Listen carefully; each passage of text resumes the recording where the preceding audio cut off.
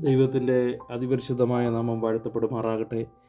അനുഗ്രഹിക്കപ്പെട്ട ഈ നല്ല സമയത്ത് ദൈവത്തിൻ്റെ വചനവുമായി നിൽപ്പാൻ, സംസാരിപ്പാൻ ദൈവം ഒരുക്കിയ നല്ല അവസരത്തിനായി സ്തോത്രം ചെയ്യുന്നു. ഇന്നത്തെ ചിന്തയ്ക്കായിട്ട് യെഹെസ്കേൽ പ്രവചനം 17-ാം അധ്യായത്തിൻ്റെ 22 മുതൽ 24 വരെയുള്ള വാക്യങ്ങളാണ് നമ്മൾ ചിന്തിക്കുവാൻ ആഗ്രഹിക്കുന്നത്. നാം ഇവിടെ കാണുന്നത് യഹോവയാകുന്ന ദൈവത്തിൻ്റെ ഒരു അരുളപ്പാടാണ് കാണുവാൻ സാധിക്കുന്നത്. ഉയരമുള്ള ദേവദാരുവിൻ്റെ ഒരു ശിഖരമെടുത്ത് അതിൻ്റെ ഇളഞ്ചില്ലികളുടെ അറ്റത്തു നിന്ന് ഇളതായിരിക്കുന്ന ഒന്ന് ദൈവം മുറിച്ചെടുത്ത് ഉയരവും ഉന്നതവുമായുള്ളൊരു പർവ്വതത്തിൽ നടുന്നതിനെക്കുറിച്ചാണ് ഇവിടെ കാണുന്നത്. ഈ പർവ്വതത്തെക്കുറിച്ച് നാം ചിന്തിക്കുമ്പോൾ ഈ പർവ്വതം സിയോനാണെന്ന് നമുക്ക് കാണുവാൻ കഴിയുന്നു. ഈ ഇളഞ്ചില്ലി കർത്താവായ യേശുക്രിസ്തു ആണെന്ന് കാണുവാൻ കഴിയുന്നു. ആ വാക്യത്തിൻ്റെ താഴ്ഭാഗത്തേക്ക് വരുമ്പോൾ കാണുന്നത്, ഇസ്രയേലിൻ്റെ ഉയർന്ന പർവ്വതത്തിൽ ഞാനത് നടും, അത് കൊമ്പുകളെ പുറപ്പെടുവിച്ച് ഫലം കായ്ച്ച് ഭംഗിയുള്ളൊരു ദേവദാരുവായി തീരും. ഈ ചെറിയ വൃക്ഷം, ചെറിയ ഇളഞ്ചില്ലി ഭംഗിയുള്ള ഒരു ദേവദാരുവായിട്ട് തീരുവാൻ, വലിയൊരു വൃക്ഷമായി തീരുവാൻ ഇടവരും, അത് ഫലം കായ്ക്കുവാനിടയായി തീരുമെന്ന് ഇവിടെ ഈ വചനത്തിൽ കാണുവാൻ കഴിയുന്നു. അതുമാത്രമല്ല, അതിൻ്റെ കീഴിൽ പലവിധം ചിറകുള്ള പക്ഷികളൊക്കെയും പാർക്കും, അതിൻ്റെ കൊമ്പുകളുടെ നിഴലിൽ അവ വസിക്കും. ഇവിടെ ദൈവത്തിൽ വിശ്വസിക്കുന്ന, കർത്താവിൽ ആശ്രയിക്കുന്ന ഓരോ ദൈവ പൈതലിനും ഈ വലിയ വൃക്ഷത്തിൻ്റെ ചുവട്ടിൽ ഫലം അനുഭവിപ്പാനും അവിടെ പാർക്കാനും ഒക്കെ കഴിയുമെന്നും അതിൻ്റെ നിഴലിൽ വസിക്കുവാൻ കഴിയുമെന്നുമാണ് ദൈവത്തിൻ്റെ ഈ വചനം നമ്മളെ ഓർപ്പിക്കുന്നത്. കർത്താവ് നമ്മുടെ എല്ലാ ആവശ്യങ്ങൾക്കും നമുക്ക് മതിയായവനാണ്. നമ്മൾ ആ വൃക്ഷത്തിൻ്റെ ചുവട്ടിലേക്ക് അടുത്ത് വരുമ്പോൾ, ആ വലിയ വൃക്ഷത്തിൻ്റെ അടുക്കിലേക്ക് അടുത്ത് വരുമ്പോൾ ദൈവം നമ്മെ സഹായിക്കുവാനിടയായിത്തീരും. നമ്മുടെ ആവശ്യങ്ങൾക്ക് ദൈവം തക്ക സമയത്ത് മറുപടി തരുവാനിടയായിത്തീരും. നമ്മുടെ ഓരോ ദിവസത്തെ ദൈനംദിന ആവശ്യങ്ങൾക്ക് വേണ്ടുന്ന നന്മകൾ ദൈവം നമുക്കിടയായി തരുവാനിടയായിത്തീരുമെന്നാണ് ഈ ദൈവവചനം വായിക്കുമ്പോൾ കാണുന്നത്. അതിൻ്റെ 24-ാമത്തെ വാക്യത്തിൽ വരുമ്പോൾ കാണുന്നത്, ഞാൻ ഉയരമുള്ള വൃക്ഷത്തെ താഴ്ത്തി, താണിരുന്ന വൃക്ഷത്തെ ഉയർത്തുകയും പച്ചയുള്ള വൃക്ഷത്തെ ഉണക്കി, ഉണങ്ങിയ വൃക്ഷത്തെ തഴപ്പിക്കുകയും ചെയ്തിരിക്കുന്നു എന്ന് കാട്ടിലെ സകല വൃക്ഷങ്ങളും അറിയും. യഹോവയെ ഞാനത് പ്രസ്താവിച്ചു അനുഷ്ഠിച്ചുമിരിക്കുന്നു.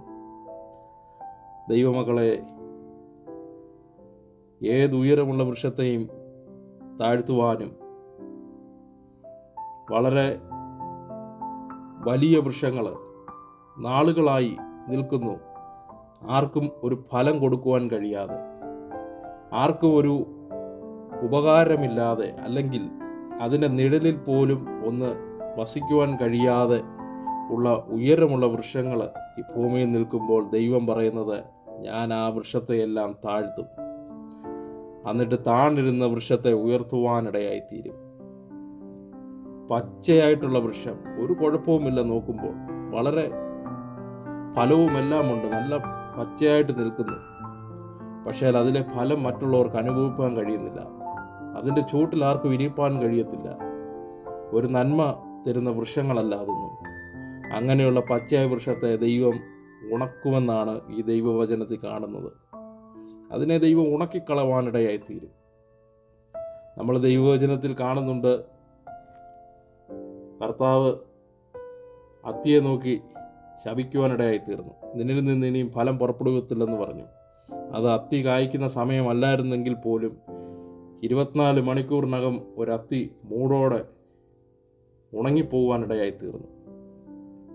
അതുപോലെ ഫലം കായ്ക്കാത്തതിനെ, അല്ലെങ്കിൽ ഫലമുണ്ടെങ്കിലും അതിൻ്റേതാകുന്ന നന്മകൾ, അല്ലെങ്കിൽ അങ്ങനെയുള്ള സഹായം സാധുക്കളായവർക്ക് ചെയ്യാത്തവരെയൊക്കെ ദൈവത്തിൻ്റെ കരം അവരുടെ ആ നന്മകൾ ഒരിക്കലും പ്രയോജനപ്പെടുവാൻ ഇടവരാത്തവണ്ണം താഴ്ത്തുമെന്നാണ് ഈ ദൈവവചനത്തിൽ നാം ചിന്തിക്കുമ്പോൾ കാണുന്നത്. എന്നാൽ താണിരിക്കുന്ന വൃക്ഷത്തെ, ഫലം കായ്ക്കുവാൻ ആഗ്രഹിക്കുന്ന വൃക്ഷം, അനേകരെ സഹായിക്കുവാൻ ആഗ്രഹിക്കുന്ന വൃക്ഷം, അനേകർക്ക് ആ വൃക്ഷത്തിൻ്റെ കീഴിൽ താമസിക്കുവാൻ അനുവാദം കൊടുക്കുന്ന, ആ ഫലം അനുഭവിപ്പാൻ കൊടുക്കുന്ന വൃക്ഷങ്ങളെ, ചെറിയ തൈകളെ ദൈവം വളർത്തുമാറാക്കുമെന്ന് ദൈവത്തിൻ്റെ വചനം പറയുന്നു. ദൈവം പറയുന്നു, അത് ഞാൻ പ്രസ്താവിച്ചു അനുഷ്ഠിച്ചു വിരിക്കുന്നെന്നാണ് ദൈവത്തിൻ്റെ വചനം പറയുന്നത്. അതുകൊണ്ട് ദൈവവചനത്തിൽ നിന്ന്, ഈ ചെറിയൊരു സന്ദേശത്തിൽ നിന്ന് ദൈവമക്കളെ ഓർപ്പിക്കട്ടെ, നമ്മുടെ ജീവിതത്തിൽ നാം ഫലം കായ്ക്കുന്നവരാകണം. ഫലം കായ്ക്കുക മാത്രം പോരാ. യോസഫിനെ കുറിച്ച് പറയുന്നു, യോസഫ് ഫലപ്രദമായ ഒരു വൃക്ഷമെന്നാണ് കാണുവാൻ കഴിയുന്നത്.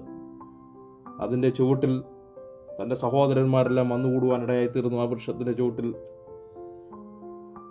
ആ രാജ്യത്തുള്ള, മിസ്രൈമി രാജ്യത്തുള്ള സകലരും തൻ്റെ അടുക്കൽ വന്നുകൂടുവാനിടയായിത്തീർന്നു. ആഹാരത്തിന് വലിയ ക്ഷാമമുണ്ടായ സമയത്തൊക്കെ ആ വൃക്ഷം ഫലപ്രദമായ വൃക്ഷമായിരുന്നു എന്ന് പറഞ്ഞതുപോലെ ദൈവം നമ്മെക്കുറിച്ച് ഉദ്ദേശിക്കുന്നത് ഫലപ്രദമായ ഒരു വൃക്ഷമായിരിക്കാണ്.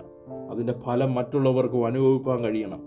ക്ഷീണിച്ചിരിക്കുന്നവന്, വിശന്നിരിക്കുന്നവന് അനുഭവിപ്പാൻ കഴിയണം. അതാണ് ദൈവം ഓരോ ദൈവ പൈതലിനെ കുറിച്ച് ഉദ്ദേശിക്കുന്നത്. അതുകൊണ്ട് ഈ വചനത്തിൽ നിന്ന് ഞാൻ ഓർപ്പിക്കട്ടെ, എത്ര ഉയരമുള്ള വൃക്ഷമാണെന്ന് പറഞ്ഞാലും ഒരു നന്മ ആർക്കും ഇല്ലാത്തൊരു വൃക്ഷമാണെങ്കിൽ അതിനെ ദൈവം താഴ്ത്തുവാനിടയായിത്തീരും. അതുകൊണ്ട് നാം ഒന്ന് ചിന്തിക്കണം. നമുക്ക് ഒരാളെ സഹായിക്കുവാൻ കഴിയുന്നില്ലെങ്കിൽ, നമുക്ക് നന്മയുണ്ടായിട്ട് ഒരാളെ സഹായിക്കുവാൻ കഴിയുന്നില്ലെങ്കിൽ അതൊക്കെ വെറും വ്യർത്ഥമായി തീരുവാൻ ജീവിതത്തിലിടയായിത്തീരും.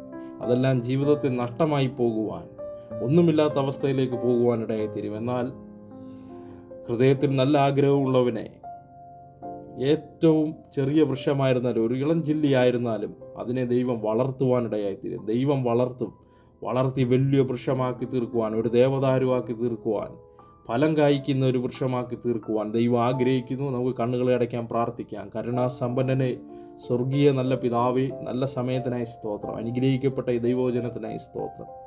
കർത്താവേ, പിതാവാകുന്ന ദൈവം പുത്രനാകുന്ന കർത്താവിന് ആകുന്ന ഈ ഇളഞ്ചില്ലിയെ കർത്താവേ സിയോന്റെ പർവ്വതത്തിൽ നടുവാനിടയായി തീർന്നു.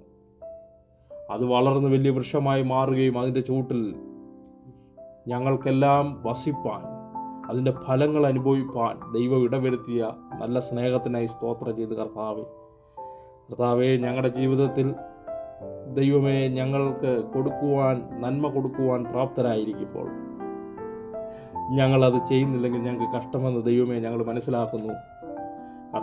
കർത്താവിന് വേണ്ടി നിൽപ്പാൻ കർത്താവ് ഞങ്ങളെ സഹായിക്കണമേ. നല്ല വൃക്ഷമായിരിക്കാൻ, ഫലം കായ്ക്കുന്ന വൃക്ഷമായിരിക്കാൻ, അനേകർക്കൊരു സഹായമായിരിക്കാൻ ദൈവം സഹായിക്കണമേ. കർത്താവേ, ഈ വൃക്ഷം ഫലം കായ്ക്കുന്ന വൃക്ഷമാ. ഇത് ഞങ്ങൾക്ക് വേണ്ടുന്ന ഫലം, അന്നന്ന് വേണ്ടുന്ന ഫലം തന്ന് ഞങ്ങളെ നടത്തുന്ന മഹാവൃക്ഷമാകുന്നു. ഇതിൻ്റെ ചുവട്ടിലാണ് ഞങ്ങൾ വസിക്കുന്നത്. ഇതിൻ്റെ ചില്ലികളിൽ പക്ഷികൾ വന്ന് കൂടുകൂട്ടി താമസിക്കുന്നു. അവർ നിർഭയമായിരിക്കുന്നു. കർത്താവേ, ഔവണ്ണം തന്നെ ഞങ്ങൾ കർത്താവിൽ ആശ്രയിച്ച് കർത്താവിൻ്റെ പാദപീഠത്തിൽ ഞങ്ങളായിരിക്കുന്നു. ഞങ്ങൾ നിർഭയമായിരിക്കുന്നു. ഞങ്ങളുടെ ആവശ്യങ്ങളെ ദൈവം നടത്തുന്ന വലിയ വിധങ്ങൾക്കായി സ്തോത്രം ചെയ്യുന്ന കർത്താവേ, ഈ വചനം കേൾക്കുന്ന എല്ലാവരെയും ബലപ്പെടുത്തണം. കർത്താവ് ശക്തീകരിക്കുമാറാകണമേ എന്ന് പ്രാർത്ഥിക്കുന്നു. കർത്താവേ, നീ പറഞ്ഞുവല്ലോ താണിരിക്കുന്ന വൃക്ഷത്തെ ഉയർത്തുമെന്ന്. ദൈവമേ, ഈ ദിവസങ്ങളിൽ ക്ഷീണിച്ചിരിക്കുന്ന, തളർന്നിരിക്കുന്ന, താണിരിക്കുന്ന വൃക്ഷങ്ങളെ ദൈവമേ ഉയർത്തുമാറാകുമാറാകണമേ. ദൈവമേ, ഉണങ്ങിയിരിക്കുന്ന വൃക്ഷത്തെ പച്ചയാക്കുമാറാകണം, ഫലം കായ്ക്കുമാറാകണമേ. ദൈവം അത്ഭുതം ചെയ്യുക. സ്തോത്രം. എല്ലാ ഞങ്ങളുടെ വിഷയങ്ങളും ദൈവകരങ്ങളിലേക്ക് സമർപ്പിക്കുന്നു. പ്രാർത്ഥനയാചന സ്വർഗം കേൾക്കും. എല്ലാം കർത്താവായ യേശുക്രിസ്തുവിൻ്റെ നാമത്തിൽ തന്നെ. ആമേൻ. God bless you. ദൈവം നമ്മെ എല്ലാം അനുഗ്രഹിക്കുമാറാകട്ടെ.